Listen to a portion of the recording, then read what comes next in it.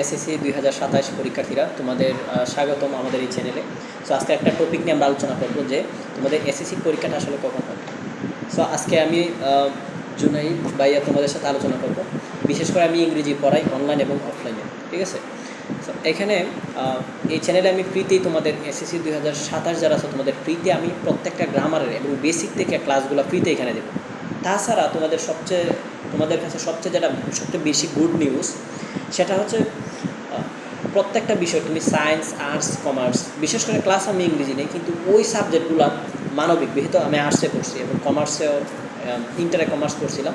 So ওই সাবজেক্টগুলোর প্রত্যেকটা অধ্যায়, বিশেষ করে বাংলা এবং ধর্ম, এইসব প্রত্যেকটা বিষয়ের গুরুত্বপূর্ণ যে অধ্যায়গুলো থেকে প্রত্যেক বেশি এমসিকিউ, সবচেয়ে বেশি প্রশ্ন আসে, ওই অধ্যায়গুলো আমি দাগাই দিব এবং কীভাবে এমসিকিউ, কীভাবে জ্ঞানমূলক, কীভাবে তোমরা এগুলো শেষ করবা এবং সৃজনশীল লেখার নিয়মটা কী আমি প্রপারলি এই চ্যানেলে দিয়ে দিব, ঠিক আছে।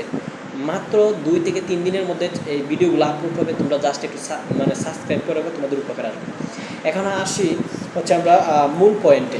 তো মূল পয়েন্টে আসলে আমরা একটা জিনিস দেখতে পাচ্ছি, এখানে তোমাদের পরীক্ষাটা যদি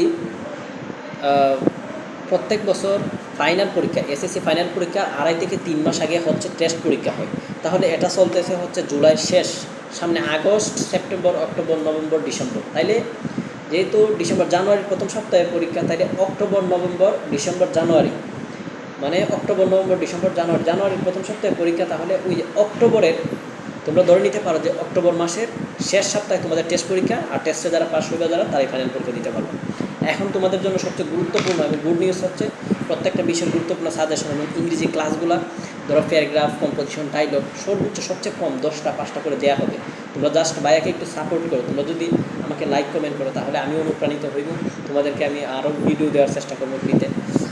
তোমাদের প্রত্যেকটা বিষয় সাজেশন পেয়ে যাবে এবং কীভাবে পড়তে হবে এবং 8 থেকে 10 ঘন্টা পড়ার রুটিনও দিয়ে দেবো।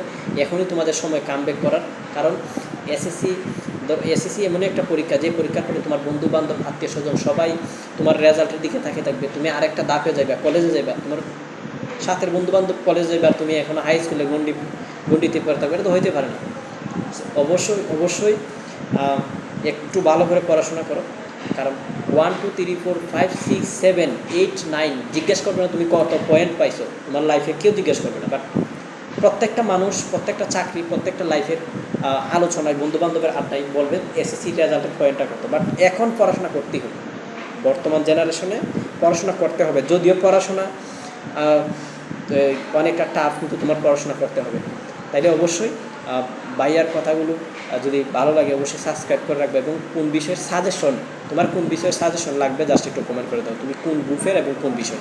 সবার জন্য দোয়া এবং শুভকামনা রইল। সবাই ভালো থাকবে, সুস্থ থাকবে। আল্লাহ হাফেজ।